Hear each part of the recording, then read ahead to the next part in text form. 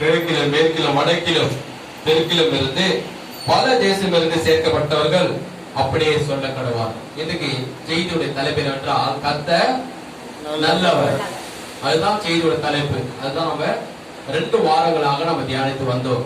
கர்த்தர் ரொம்ப நல்லவர் என்று வேதம் சொல்கிறது. அவர் நல்லவர் என்று ஏன் வேதம் சொல்கிறது என்றால், அவர் நல்ல குணம் படைத்தவர், நல்ல மனது படைத்தவர். அவருடைய செயலே நல்ல குணம் இருக்கிறது, அவருடைய பேச்சிலே நல்ல குணம் இருக்கிறது. அதெல்லாம் பார்த்தோம். ஆதிகாமத்திலே தேவன் சகலத்தையும் படைத்தார்.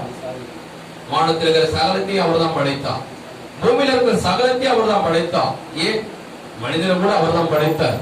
பார்க்கிற வானம், பூமி, சமுத்திரம், நீரூற்றுகள், மலைகள், குன்றுகள், நதிகள், ஆறுகள், மர செடி கொடிகள், மனிதர்கள், தேவதூதர்கள் எல்லாவற்றையும் கர்த்தர் படைத்தார். ஆனா கர்த்தர் சொன்னாரே அது நல்லது என்று கண்டார். எதுக்கு நல்லது என்று கண்டால், அது மனிதருக்கு நன்மையானது. காற்று மனிதருக்கு நல்லதா கெட்டதா? நல்லது. நல்லது என்று கண்டார். பழங்களை கர்த்தர் படைத்தார். பழங்கள் மனிதருக்கு நல்லதா கெட்டதா? நல்லது. அது கர்த்தர் கண்டார். மர செடி கொடிகளை படைத்தார். அதை பார்த்து கர்த்தர் நல்லது என்று கண்டார். மர செடி கொடிகள் இருக்குது, நல்லதா கெட்டதா? நல்லது இல்லையா? அப்போ சூரியனை படைத்தார். நல்லது என்று கர்த்தர் கண்டார். மனிதருக்கு அது நல்லதா கெட்டதா? நல்லது. சூரியன் வச்சு வந்ததான் பாருங்க, எல்லாமே காலை எழுதுப்பாங்க, வேலைகளையும் போவாங்க, வருவாங்க. வெளிச்சம் தான் வாழ முடியும். அது மூலம் தான் கரண்ட் எல்லாம் வருது. அப்ப தேவன் சகலத்தையே படைத்து நல்லது என்று கண்டார். எதற்காக சகலத்தையும் அவர் படைத்தாரு? மனிதனுடைய நன்மைக்காக. சுவாசித்தாதான் மனுஷன் உயிர் வாழ முடியும். அதுதான் காற்றை உண்டாக்கினார். தண்ணி குடிச்சாதான் மனுஷன் உயிர் வாழ முடியும். அதுதான் தண்ணியை உண்டாக்கினார். சூரிய வச்சிருந்தா மனுஷன் உலகத்தை உயிர் வாழ முடியும். அதுக்குதான் கர்த்தர் உண்டாக்க. சகலத்தையும் அவர் தான் படைத்தார். எதற்காக படைத்தார்? மனிதனுக்காக படைத்தார். அது நல்லது என்று அவர் கண்டார். அப்போ அவருடைய உள்ளத்துல கூட மனிதனை குறிச்சு நல்ல குணம் இருக்குது. அவர் பேச்சில கூட நல்ல குணம் இருக்கிறது. அவர் செயல கூட நல்ல செயல்கள் இருக்குது. அப்போ கர்த்தர் நல்லவரா இருக்கிறாரு. நல்லவரா இருக்கிறது மாத்திரமல்ல, மனிதனுக்கு நன்மைகளை மட்டும்தான் அவர் செய்கிறார். தீமையானது ஒன்றும் கர்த்தர் செய்வது கிடையாது. அல்லேலூயா. அதெல்லாம் நம்ம பார்த்தோம். 2வது நம்ம பார்த்தோம் ஜெபத்திலே நம்ம பார்த்தோம். மத்திய சுவிசேஷத்திலே 7ஆம் அதிகாரத்துல பார்த்தோம். ஒரு பிள்ளை வந்து தகப்பன்கிட்ட, அப்பா எனக்கு பசிக்குது, அப்பத்தை கொடுன்னு கேட்டா, அந்த பிள்ளைக்கு அப்பா வந்து போயிட்டு ரோட்ல இருக்கிற கல்லத்துல வந்து அப்பா சாப்பிடுன்னு கொடுப்பாரா?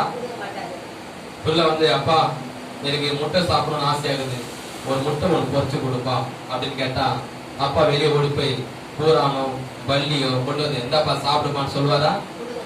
சொல்ல மாட்டாரு. அவர் என்ன பண்ணுவாரு? அது ஒரு முட்டை கேட்டா இவர் 2 முட்டையா கொடுப்பாரு. அது 2 இட்லி கேட்டா இது 4 இட்லியா வாங்கி கொடுப்பாரு.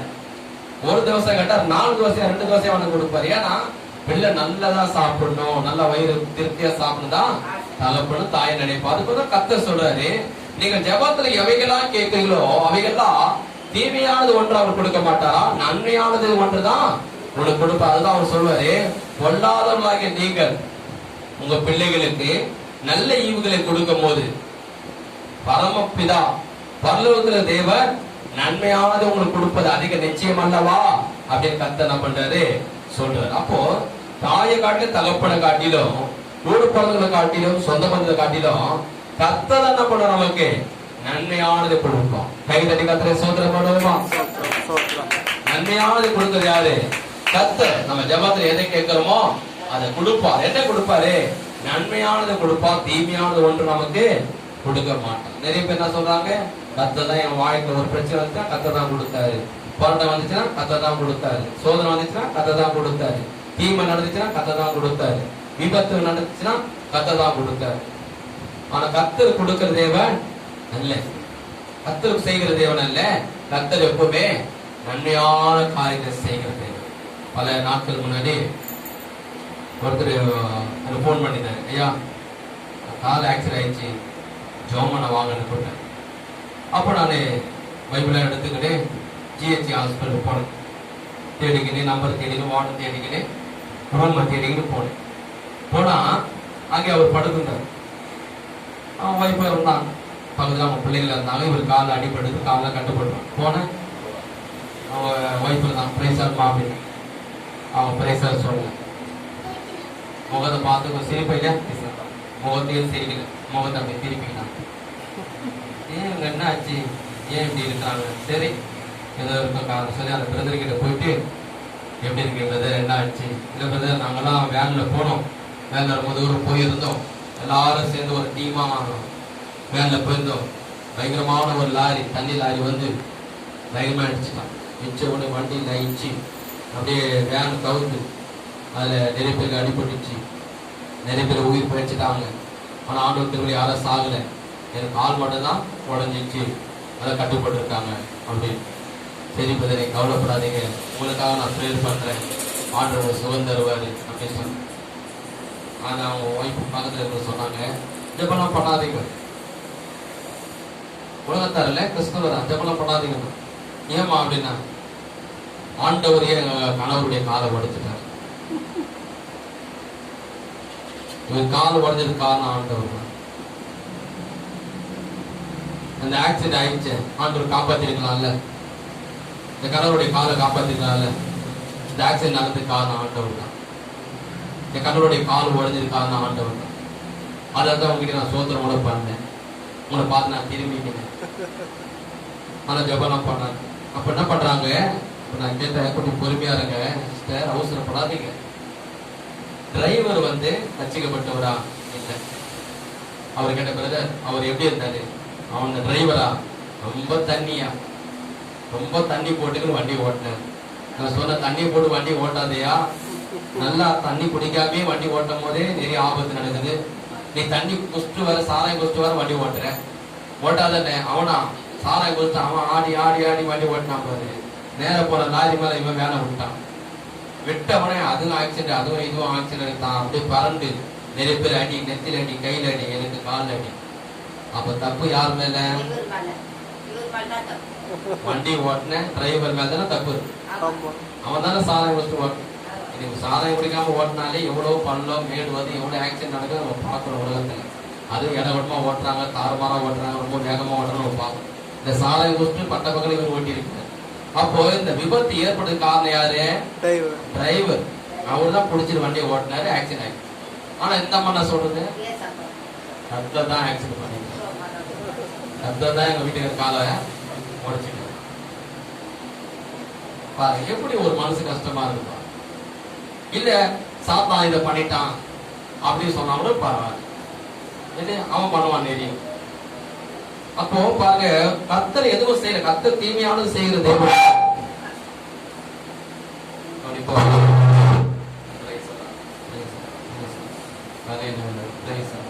கர்த்தர் வந்து தீமையானது செய்யற தேவன் அல்ல, நன்மையான காரியம் தான் செய்கிறது. பாருங்க, 40 வருஷமா நடக்க முடியாத ஒரு முடவன், 40 வருஷம் தேவாலயத்துக்கு முன்னாடி உட்கார்ந்து இருக்கிறான்.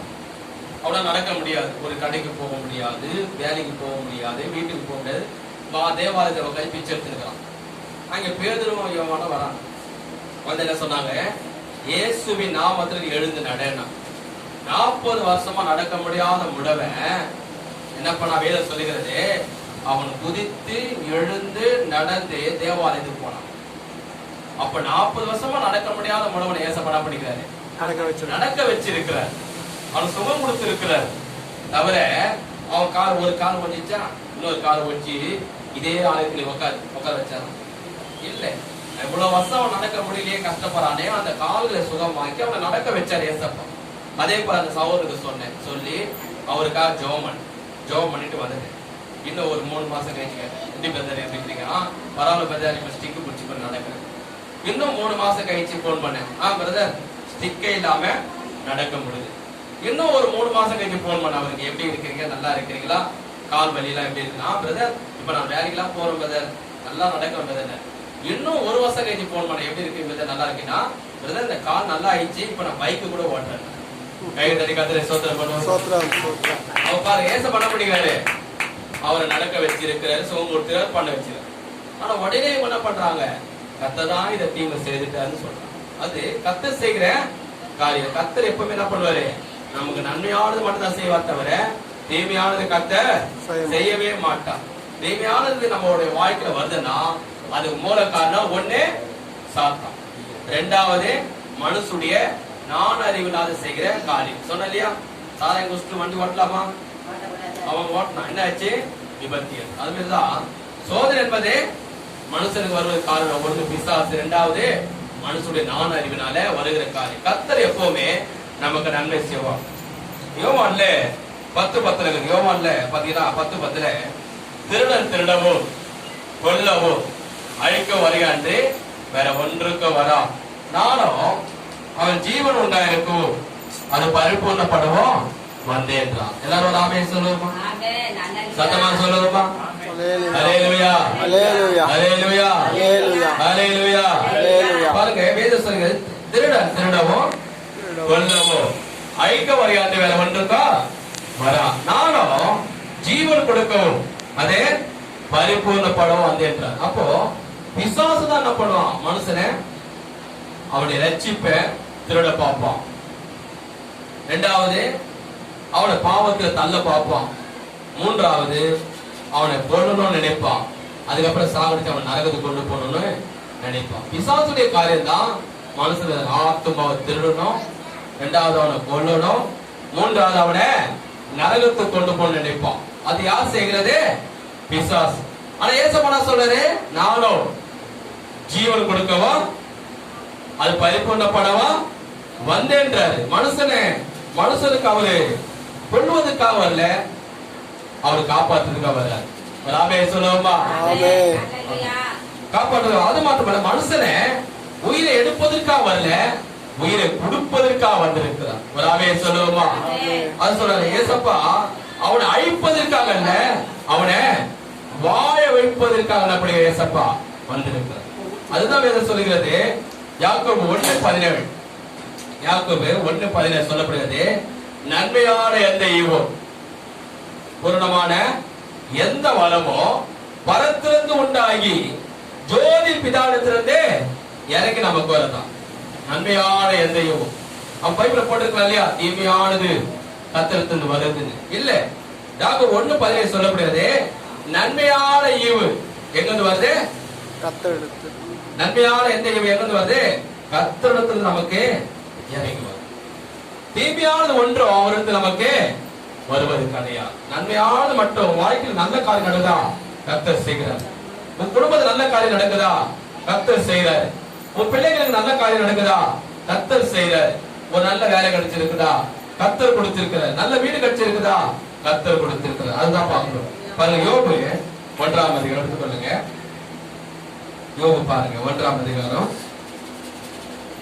யோபு எடுத்துக்கொள்ளுங்க. யோபு 1ஆம் அதிகாரம் பாருங்க. இதுக்கு உதாரணம் யோபு தான். நம்முடைய வாழ்க்கையில் நடக்கிற எல்லா தீமைக்கு யார் காரணம்? ஒன்று நான் சொன்னேன் பிசாசு. இரண்டாவது யார் காரணம்? மனுஷனுடைய நான் அறிவில்லாத காரியம். மனுஷன் செய்கிற இப்போ சொன்ன இல்லையா, ஒரு சாராயம் குடிச்சிட்டு வண்டி ஓட்டுறான். சாராயம் குடிச்சிட்டு வண்டி ஓட்டுறது, அதுவும் பார்த்தீங்கன்னா வேக வேகமா வண்டி ஓட்டுறான். ஒரு ஆக்சிடென்ட் ஆயிடுச்சு. உடனே என்ன சொல்லுவாங்க? கர்த்தர் அந்த ஆக்சிடென்ட் பண்ணாரு, கர்த்தர் காணவருடைய காலை ஓடிச்சார். சாராயம் குடிச்சு வண்டி ஓட்டுறது இவன் தப்பு. இவன் நான் அறிவாத பண்ணி வண்டி இடமா வர ஓட்டிட்டான். அப்ப கால் ஓட்டுறது காரணம் யாரு? இவனுடைய நான் அறிவில்லாத செய்த காரணம். அது போல மனுஷனுடைய வாழ்க்கையில வர பிரச்சனைக்கு முதல் காரணம் சாத்தான், இரண்டாவது காரணம் அவனுடைய நான் அறிவு. இப்படி எல்லாமே அடைகிறது. கர்த்தர் எப்பவுமே மனுஷனுக்கு நன்மை மட்டும்தான் செய்வான். பாருங்க யோபு 1ஆம் அதிகாரம் 1:3 ஊஸ் தேசத்தில் யோபு என்னும் பேர் கொண்ட ஒரு மனுஷன் இருந்தான். அந்த மனுஷன் உத்தமனும் சன்மார்க்கனும் தேவனுக்கு பயந்து பொல்லாப்பு விலகனுமா இருந்தான். அவனுக்கு 7 குமார் 3 குமார் பிறந்தார்கள்.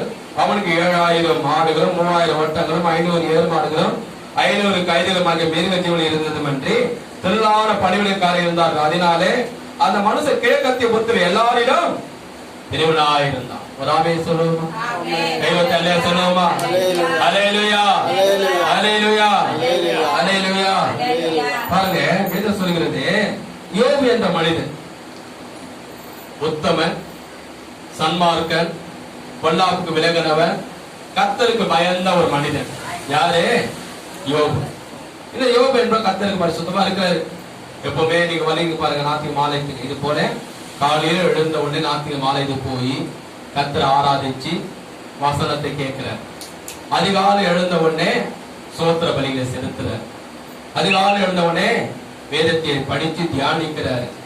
அது மாத்திரமல்ல, கர்த்தருக்கு பிரியமாக வாழ்கிறார், கர்த்தருக்கு பயந்து வாழ்கிறார், கர்த்தருக்கு பரிசுத்தமா இருக்கிறார்.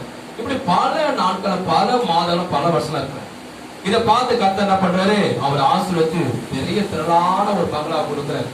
நல்ல ஆடுகளை கொடுக்க, நல்ல மாடுகளை கொடுக்க, நல்ல ஒட்டங்களை கொடுக்க, நல்ல கழுதைகளை கொடுக்கிறாரு, திரளான வேலையாட்களை கொடுக்கிறாரு. இந்த சேடு வீட்டுல எத்தனை பேர் வேலை செய்வாங்க? சேடு வீட்டுல எத்தனை பேர் வேலை செய்வாங்க? 4 பேர், 2 பேர் செய்வாங்க. மிஞ்சி போனா 3 பேர், 4 பேர் செய்வாங்க. இந்த யோபுடைய வீட்டுல கணக்கு வழக்கே இல்லை. அவ்வளவு திரளான வேலையாட்கள் யோபுடைய வாழ்க்கையில இருந்தாங்க. இன்னைக்கு ஒரு 2 ஆடு இருந்தா போதும். இன்னைக்கு ஒரு ஆட்டு கறி எவ்வளவு ரேட்டு இல்லையா? பயங்கரமான ரேட்டு இல்லையா? 4 பேர் அப்பா 1000 ரூபாய் பாருங்க. அப்போ ஒரு ஆடே ரேட்டு போகும் பாருங்க. அப்ப திரளான ஆடுகள், 500 ஆடுகள், 1000 ஏர் மாடுகள், 500 கழுதைகள். அப்ப எவ்வளவு இருக்கு பாருங்க. அது என்ன போதுமா? அது மேய்க்க வர ஆள் வேணும்ல. 5 ஆடு இருந்தாலே ஒரு ஆள் வேணும். திரளான ஆடுகள், மாடுகள், 500 ஆடுகள், 1000 ஏர் மாடுகள், கழுதைகள், 500 ஒட்டகம் வர 7000 ஒட்டகம்னா பாத்துங்க. 7 இல்ல 7000 ஒட்டகங்கள். அது எவ்வளவு வேலையாட்கள். இப்படி ஆண்டவருக்கு உண்மையாகுது. நல்லா கவனிங்க. இது என்ன சொல்ல போறேன்னா, சாத்தான் தான் நான் பண்ணுகிறவன் மனுஷன்கிட்ட இருக்கிறது எல்லாவற்றையும் புடுங்குறவன், மனுஷன்கிட்ட இருக்கிறது எல்லாவற்றையும் அழிக்கிறவன், மனுஷன்கிட்ட இருக்கிற எல்லாவற்றையும் எடுக்கிறவன் யாருன்னா சாத்தான். ஆனா அது தெரியாம நிறைய பேர் என்ன பண்ணிட்டாங்க? கர்த்தர் செய்தாரு, கர்த்தர் எடுத்துக்கினாரு, கர்த்தர் பிடிக்கிறாரு சொல்றாங்க. அது தவறு. அதுக்குதான் வேதத்தை எடுத்து நான் உங்களுக்கு காண்பிக்கிறேன். பாருங்க, இப்படி நடக்கும் போது ஒரு நாள் 1ஆம் அதிகாரம் 6ஆம் வசனம் பாருங்க. ஒரு நாள் தேவபுத்திய கர்த்தருடைய சந்நிதியில் வந்து நின்ற போது சாத்தானும் அவருக்கு நடுவில் வந்து நின்றான். கர்த்தர் சாத்தானை பார்த்து, நீ எங்கிருந்து வருகிறாய் என்றார். சாத்தான் கர்த்தருக்கு விரோதமாக, பூமி எங்கும் உலாவி அதை சுற்றி திரிந்து வருகிறேன் என்றான். கர்த்தர் சாத்தான் நோக்கி, என் தாசனாகி யோபு மேல் கவனம் வைத்தாயோ? உத்தமனும் சன்மார்க்கனும் தேவனுக்கு பயந்து பொல்லாப்பு விலகனுமாகிய அவனை போல பூமியில் ஒருவனும் இல்லை என்றான். கர்த்தர் எங்க இருக்கிறாரு? பரலோகத்தில் இருக்கிறார். தேவ தூதர் என்ன பண்றாங்க? 24 ஹவர்ஸும் சரி கர்த்தர் பரிசுத்தர் பரிசுத்தர் பரிசுத்தர் பரிசுத்தர் பரிசுத்தர் புகழ்ந்து கொண்டே இருக்கிறான். ஒரு நாள் சாத்தான் வந்து கர்த்தர் சமதி நிற்கிறான். கர்த்தர் பார்க்கிறார், இவன் உள்ள வந்திருக்கலானா? எது விஷயம் இல்லாம வரமாட்டானே. பூனையே எரிய வீட்டுக்குள்ள வந்துச்சுன்னா என்ன பண்ணும்? விஷயம் இல்லாம உள்ள வராது. வீட்டுல நீங்க கருவாடு வறுத்திருப்பீங்க, ரோட்ல போகும்போது அதுக்கு வாசம் வந்துருக்கும். மீன் வறுத்திருப்பீங்க, அதனுடைய வாசம் அதுக்கு போயிட்டு இருக்கும். அதை சாப்பிடுறது உள்ள அழகா வரும். அப்ப சாத்தான் வந்து நிக்கலாம். கர்த்தர் பார்த்தாரு, இவன் ஏதோ ஒரு காரணத்துக்கு வந்திருக்கலாம். என்னப்பா நல்லவனே வந்திருக்கிறியே, என்ன என்னத்தோட வந்திருக்கிற அப்படின்னு கேட்கிறாரு. பாருங்க, அவன் நல்லவன், அவன் கெட்டவன். ரொம்ப வாசிக்க சொன்னேன். என்னப்பா வந்திருக்கிற, என்ன விஷயம்? நான் பூமி எங்க உலாவின்னு கொண்டு வரேன். யோபு பார்த்தேன், யோபு நல்லா இருக்கிறான், நல்ல வசதியா இருக்கிறான், நல்ல ஆடம்பரத்தோடு இருக்கிறான், அதனால உண்மை துதிக்கிறான், அதனால ஆலயத்துக்கு போகிறான், அதனால ஜெபிக்கிறான், உண்மை மகிமைப்படுத்துறான், உமக்கு பரிசுத்தமா இருக்கிறான், உமக்கு பயந்து வாழறான். அவன் கிட்ட இதெல்லாம் நீங்க பிடிக்க பாரு, உன்னை தூசி தீருவான். உன் ஆலயத்துக்கு போக மாட்டான், ஜெபம் பண்ண மாட்டான், பைபிள் படிக்க மாட்டான், உன் சதித்தை கேட்க மாட்டான், உமக்கு பரிசுத்தமா வாழ மாட்டான். நீ எல்லாவற்றையும் பிடிக்க. கர்த்தர் சொல்றாரு, அவரு செய்யறதா யார் செய்து பாரு. யோபுடைய வாழ்க்கையில எல்லாவரையும் புடுங்குறது யாரு? கர்த்தர் இல்ல, சாத்தான். அந்த நிறைய பேர் தவறு என்ன புரிஞ்சுக்கிறாங்க? யோபுடைய வாழ்க்கையில எல்லாவற்றையும் கர்த்தர் பிடிக்கிறாரு அப்படின்னு தப்பா பேசுறாங்க. சத்தியத்தை நம்ம படிக்கணும். சத்தியத்துல என்ன இருக்கு பாருங்க, 9ஆம் வசனம். அதற்கு சாத்தான் கர்த்தருக்கு பிரயோஜனமாக, யோபு விரோதமாக உன்னை தேவனுக்கு பயந்து நடக்கிறான், நீ அவனையோ அவன் வீட்டையோ அவனுக்கு உண்டான எல்லாவற்றையும் சுற்றி வேலை அடிக்கவில்லையோ?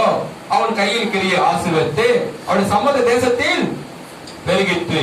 ஆனால் உங்களுடைய கையை நீட்டி அவனுக்கு உண்டானவை எல்லாம் தொடுவிரானால் அப்போது அவனுக்கு உமது முகத்துக்கு எதிரே உண்மை தூசிக்காத பாரும் என்றான். சொன்ன இல்லையா? அவன் என்ன சொல்றான்? ஆமா, நீ எல்லாத்தையும் ஆசீர்வதிச்சிருக்கிற, நல்ல பங்களா கொடுத்திருக்கிற, நல்ல ஆடு மாடு கொடுத்து, நல்ல ஒட்டங்கள் கொடுத்து, நல்ல கழுதைகள் கொடுத்திருக்கிற. அவன் தினிக்கு என்ன பண்ணலாம்? நிறைய ஆடுகள், 500 ஆடுகள் கொடுத்துருக்க, நல்லா தினிக்க வீட்டுல மட்டன் நிறைய சாப்பிடலாம், நல்ல வேலையாட்களை கொடுத்திருக்கிற, அது நல்லா இருக்கிறாரு, அதனால தான் உன்னை துதிக்கிறாரு, உன்னை ஆராதிக்கிறாரு, மகிமைப்படுத்துகிறாரு. நீ எல்லாவற்றையும் பிடிக்க பாரு. என்ன பண்ணுவான்? உன்னை தூசிப்பான். ஒரு குழந்தைகிட்டயோ இல்ல வீட்டுல இருக்கிறகிட்டயோ நீ எதனா ஒரு குழந்தை ஒரு சாக்லேட் கொடுத்துப்பாரு, அது சந்தோஷமா சிரிக்கும், கழுத்து பூச்சி பூச்சி முத்த கொடுக்கும். வீட்டுல இருக்கிறவங்கிட்ட நல்ல ஒரு ட்ரெஸ் வாங்கி கொடுத்துப்பாரு, இல்ல ஒரு ஏதாவது ஒரு பொருள் வாங்கி கொடுத்துப்பாரு, சந்தோஷமா சிரிப்பாங்க, சந்தோஷமா பேசுவாங்க. கொடுத்ததெல்லாம் நீ திருப்பி கொடுன்னு வாங்கிப்பாரு, அவ்வளவுதான்.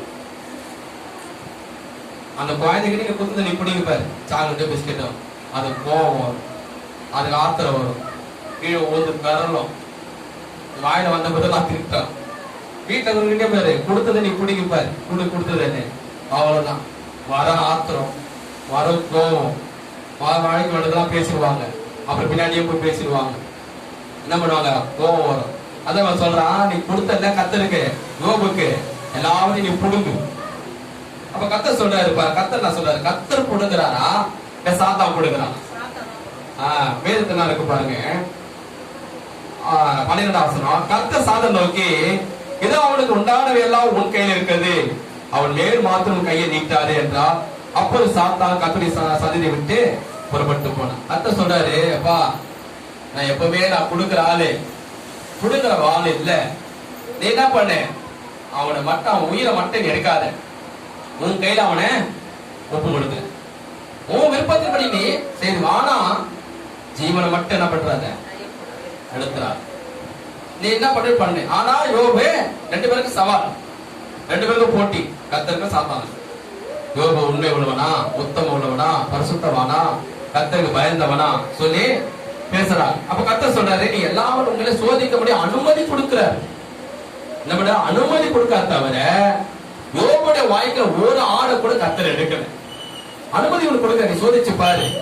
நீ எல்லாவற்றையும் கொடுங்கனா கூட யோபு என்ன பண்ணுவாரு, என்ன துதிப்பாரு, ஆராதிப்பாரு, ஜெபிப்பாரு, ஆலயத்துக்கு போவாரு, என்னை தேடுவாரு, என்னை விசுவாசிப்பாரு, என்னை விட்டு பின்வாங்க மாட்டாருன்னு கத்தர் அதிகாரமா யோபு குறித்து சாட்சி சாத்தாண்ட கொடுக்கு.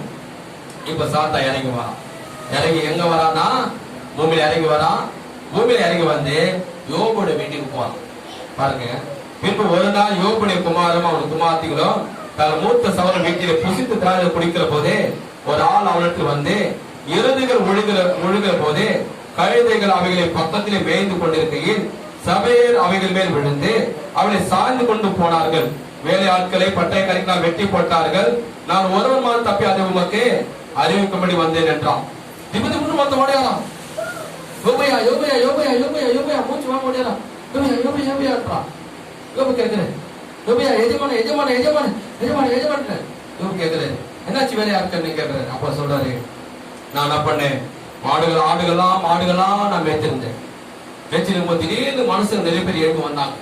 வந்து எல்லா மாடுகளையும் டக்கு டக்கு டக்குன்னு வெட்டி போட்டுட்டாங்க.